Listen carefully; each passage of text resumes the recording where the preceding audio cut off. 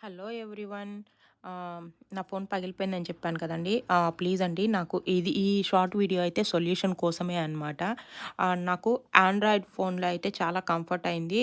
నేనైతే రెగ్యులర్‌గా అయితే 3 వాట్సాప్స్ యూజ్ చేస్తున్నానండి.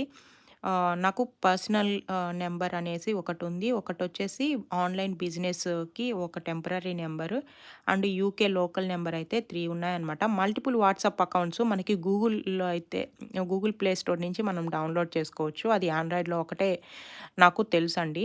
ఐఫోన్ కొత్తగా అవడం వల్ల ఎందుకో తెలియలేదు. నేను చాలా వీడియోస్ గూగుల్‌లో అంతా సెర్చ్ చేశాను. కానీ ఎక్కడ నాకు సొల్యూషన్ అయితే దొరకలేదండి.